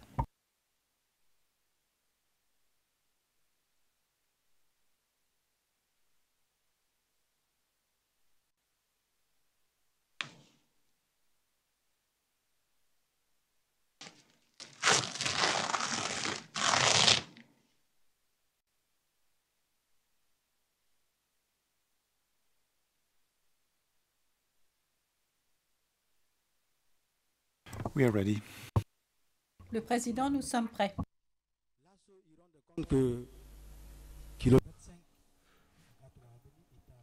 Revenons sur le sujet de la paix. Aujourd'hui, nous nous rendons compte que le kilomètre 5 est devenu comme un État dans un État, ce n'est pas bien. Même si ce n'est pas d'une manière forcée pour désarmer le kilomètre 5, il faut chercher une autre méthode parce que nos frères du kilomètre 5 sont des Centrafricains comme nous.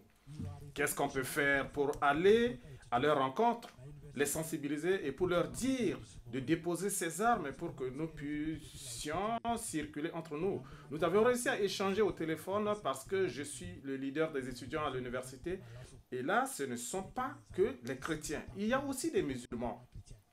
Si vous avez suivi sur RFI, j'avais parlé de la laïcité de l'université. Nous avons des amis musulmans au kilomètre 5 qui nous téléphonent et nous ont dit « Madame la Présidente, je vous raconte aujourd'hui qu'ils ont envie de sortir, se balader aussi comme leurs frères chrétiens. Mais parmi eux là-bas au kilomètre 5, il y a des mercenaires qui sont là et qui les ont pris en otage. Nous demandons pour qu'on puisse identifier ces mercenaires et qu'on les désarme et de là qu'ils seront libres et peuvent se balader et qu'ils sont prêts pour le pardon.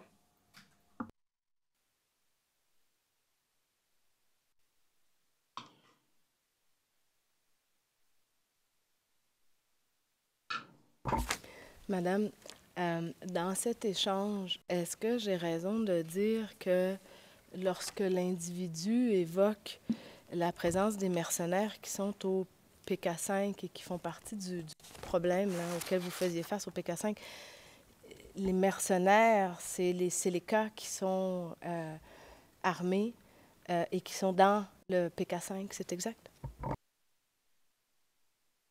Oui, c'est exact.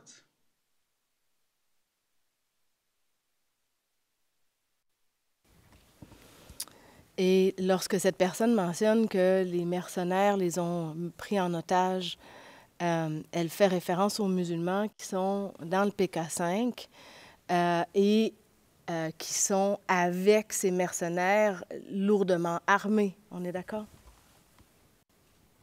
On est d'accord.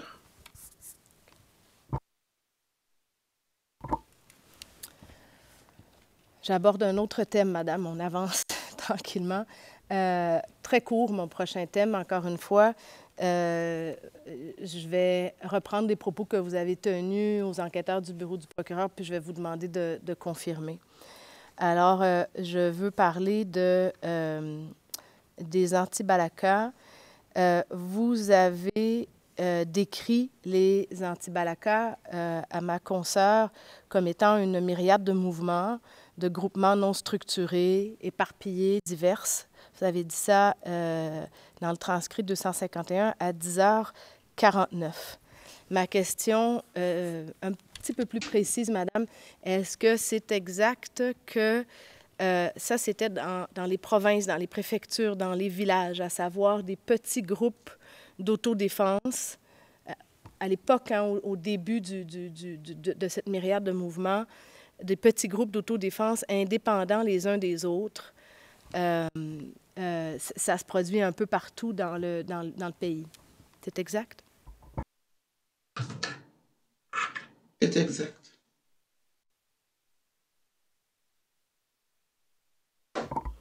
Et vous avez également, au cours de votre témoignage, parlé d'infiltration au sein du mouvement par des bandits, des jeunes voyous, des oisifs. Est-ce qu'on est d'accord, madame, que les journalistes et la population ne faisaient pas toujours la distinction? Vous l'avez dit, hein, ils n'ont pas de signe distinctif, les anti-Balaka, vous l'avez dit à plusieurs reprises, mais les journalistes, ou voire certains membres de la population, ne faisaient pas toujours la distinction et apposaient parfois erronément l'étiquette anti-Balaka à des personnes qui n'en étaient pas, comme on peut apposer l'étiquette chrétien à quelqu'un qui est animiste. C'est exact? Ça fait 3 jours qu'on en parle, maître.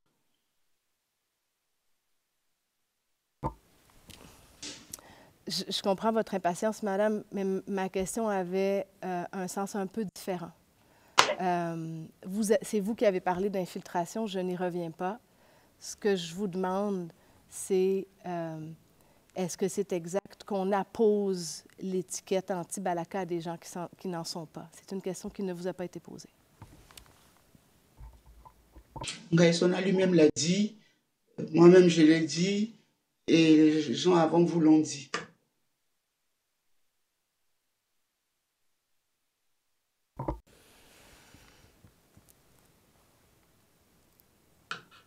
Et une dernière question sur ce sujet, Madame.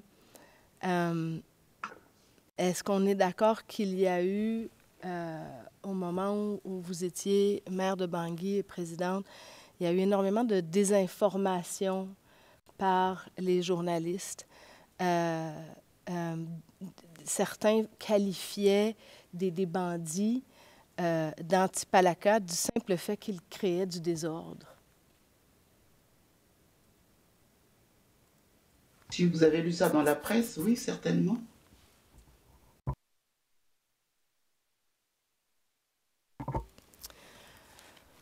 Un autre thème, Madame, très court. Vous avez expliqué qu'ils n'ont pas de signes distinctifs. Je veux simplement, et que certains sont normaux, lors de votre entretien avec les enquêteurs du bureau du procureur, vous avez fait référence à quelqu'un qui vous offrait ses services pour promener vos chiens, avec qui vous avez continué à utiliser ces services pendant un certain temps, sans vous rendre compte qu'il était anti-balaka. En fait, jusqu'à ce qu'il vous dise « je suis anti-balaka », et à ce moment-là, je pense que vous avez mis un terme à l'utilisation de ces services. Vous confirmez? C'est pas lui qui m'a dit qu'il était anti-balaka, c'était mon entourage qui a attiré mon attention. J'avais un ennemi dans mon environnement.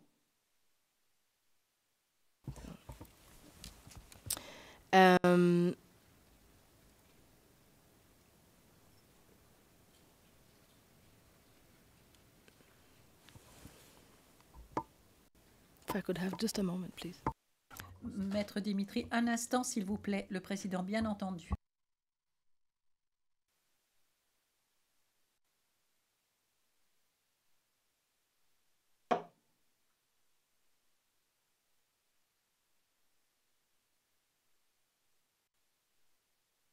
Je suis fatigué. Madame Samba Panza. Le président, Madame Samba Panza, nous vous avons entendu. Vous êtes fatiguée, nous le comprenons parfaitement.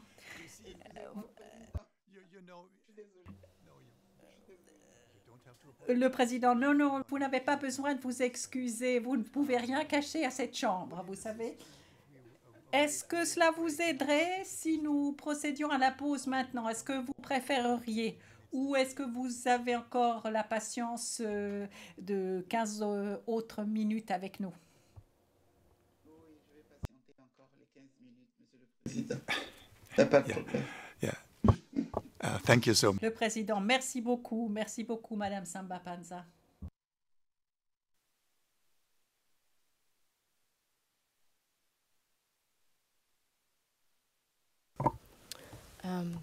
Madame, je vais aborder un autre thème, 2 ou 3 questions sur ce thème, juste pour obtenir une précision de votre part. Vous avez évoqué un document, je vais vous le présenter à l'écran. Lorsque vous avez parlé de la délégation menée par Kokaté, et vous vous souviendrez, hier, vous avez sorti ce document de la pile de documents qui était près de vous. Je vous le remontre à l'écran. Mon collègue va descendre un peu. C'est l'onglet 19 du classeur de la Chambre, CAR OTP 2087-9289. Je ne veux pas revenir sur ça ni sur l'entretien. Vous avez été très précise. J'ai une seule question, Madame. Lorsque vous avez eu votre entretien avec les enquêteurs du bureau du procureur, ils vous ont présenté ce document et ils vous le montrent, ce même document. Ce n'est pas vous qui leur avez remis, parce que ce que j'ai compris, c'est que vous aviez cherché des documents dans vos archives, vous leur avez remis un certain nombre de documents, et eux vous ont également montré des documents qu'ils avaient à leur disposition. Maintenant, ce document-là, c'est le procureur qui vous l'a présenté. Ça ne provenait pas de vos archives. Et ils vous ont également demandé si vous l'aviez déjà vu, si vous aviez souvenance de ce document-là, et vous dites « j'ai pas vu ça », non, j'ai pas vu ça. en faisant référence à ce document. Tout ce que je vous demande, Madame, c'est pourriez-vous confirmer vos propos?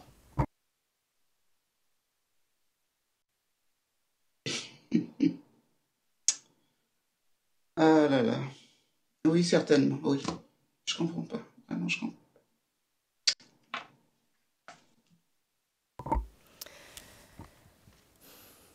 Madame, je veux juste, encore une fois, vous expliquer, je sais que c'est pénible pour vous, mais votre entretien avec les enquêteurs du bureau du procureur n'est pas en preuve. Et donc, forcément, je dois vous poser des questions qui vous ont été posées à l'époque, tout simplement parce que je dois verser ça au dossier. Alors, je comprends votre impatience. Moi aussi, je suis fatiguée, j'ai une forte fièvre, mais je veux terminer aujourd'hui parce que je sais que vous voulez rentrer. Et je m'excuse si ça vous semble répétitif, mais je dois passer à travers l'entretien que vous avez fait avec les enquêteurs du bureau du procureur. Et malheureusement, je suis la dernière à vous poser des questions. Donc, je subis cette conséquence et je m'en excuse, mais j'essaie d'avancer le plus rapidement possible. Monsieur le Président, je présente mes excuses à Maître Dimitri si j'ai manifesté quelques impatiences. Je suis désolée, Maître. Mais comme c'est les mêmes questions ou des commentaires sur des choses qui ont déjà été faites, c'est pour ça que je ne comprends pas. Je ne suis pas habituée à cela. Excusez-moi. Je suis à votre disposition, Maître. Vous n'avez pas à vous excuser, Madame. Je comprends tout à fait. C'est le 4e jour pour tout le monde et surtout pour vous. Sur ça, je vous demande également de confirmer des propos que vous avez tenus aux enquêteurs du bureau du procureur. Et c'est mon avant-dernière question sur ce sujet, sur ce thème. Vous avez décrit les anti-Balaka du Nord lorsque vous avez rencontré les enquêteurs du bureau du procureur et vous avez décrit ceux du Sud. Et vous avez dit, du Sud, il y a Kamzoulaye, il y a Rambo. Tout ce que je vous demande, Madame, c'est de confirmer vos propos, s'il vous plaît. Oui, je le confirme, Maître. Merci, Madame. Et dernière question sur ces rencontres avec les anti-Balaka.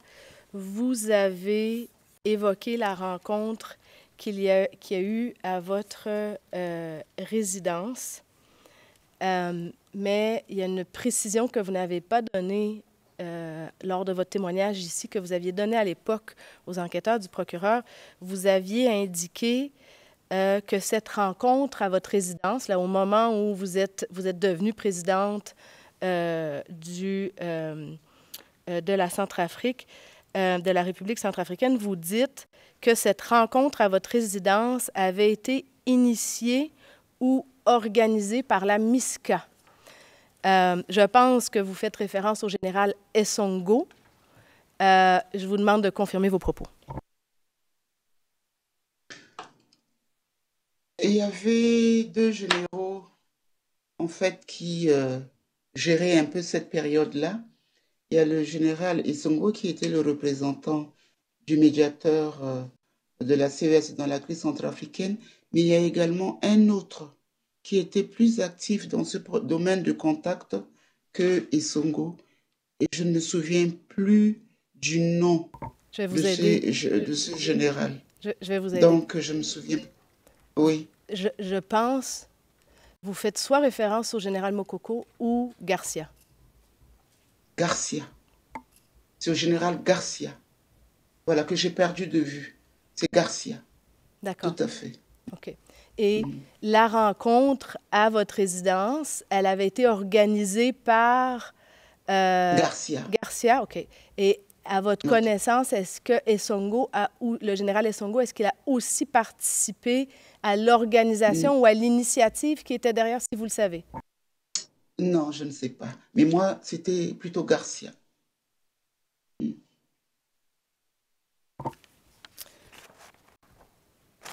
D'accord. Merci, Madame. Je change de thème à nouveau. Je voudrais vous présenter une vidéo qui date de mars 2014 Donc, au moment où vous êtes présidente, et c'est un rassemblement. Et là, juste pour vous situer, Madame, je commence le thème de la réconciliation et de la cohésion sociale. Je vais vous présenter une vidéo. Je vais vous présenter 3 extraits parce que, bon, la vidéo dure 51 minutes. Je vais simplement mon collègue va vous faire jouer 3 extraits. C'est une rencontre, un rassemblement au stade Omnisport. Je vous présente les 3 extraits. Ensuite, j'ai quelques questions, puis ensuite, on fait la pause. Alors, c'est l'onglet 85 du classeur de la défense, car OTP 2023 1831. Et la transcription, elle est à l'onglet 86 pour les interprètes du classeur de la défense. Car OTP 2127 6561. Le premier extrait pour les fins du procès-verbal est de 1 minute 13 secondes, du début à 1 minute 13 secondes. Et pour les interprètes, c'est de la ligne 1 à 33. Et ensuite, on fera une pause. Je vous indiquerai le 2e extrait et le 3e extrait. Est-ce que je peux avoir un signe des 2 cabines d'interprètes lorsque vous êtes prêts, s'il vous plaît?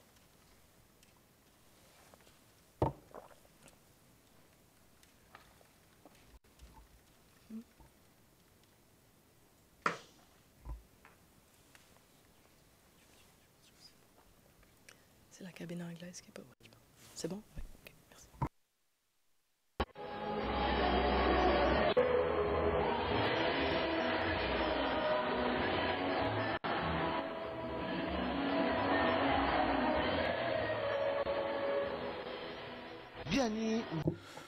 En effet, une grande prière a eu lieu ce matin dans le lieu où on joue au ballon, appelé Omnisport dans la ville de Bangui. Elle a réuni les enfants de Centrafrique de confession musulmane, les croyants catholiques et les protestants. Ce sont les services du ministre de la Solidarité et de l'Information qui ont été à l'initiative de cette réunion de prière. Cette rencontre entre catholiques, protestants et musulmans a pour but de les amener à une entente après les confrontations qui ont opposé les musulmans et les chrétiens depuis la prise du pouvoir par les Séléka jusqu'aujourd'hui.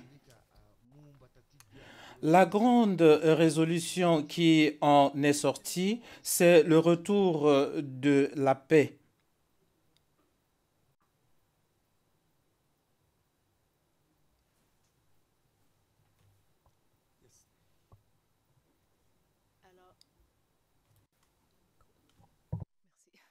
Alors, le 2e extrait, c'est un arrêt sur image de 28 minutes 30 secondes.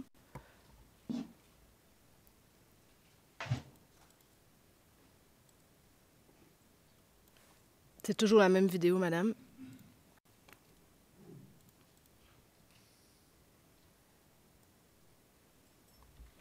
Et le 3e extrait de 44 minutes à 44 minutes 12 secondes.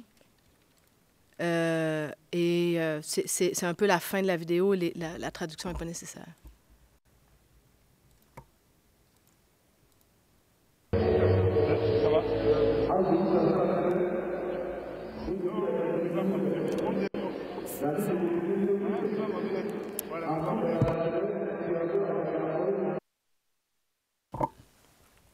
Alors, madame, tu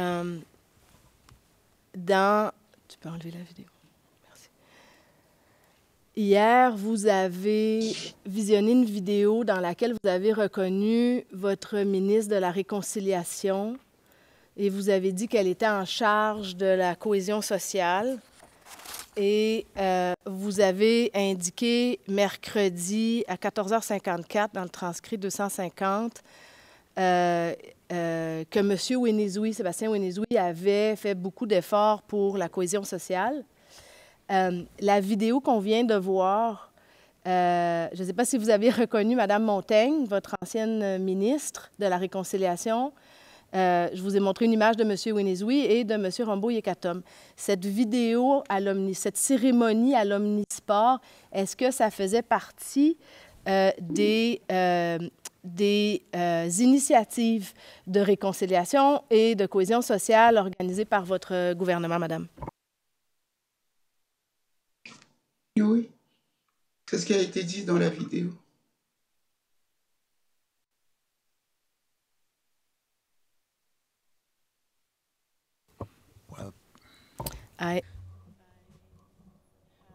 Maître Dimitri, j'ai un autre sujet à aborder maintenant, donc je suis entre vos mains. Est-ce que vous voulez faire la pause maintenant ou après? Le président, faisons la pause maintenant. Non, non, non, pas 1 heure, j'étais en train de dire 1 heure, 2 heures, pardon, 2 heures, non.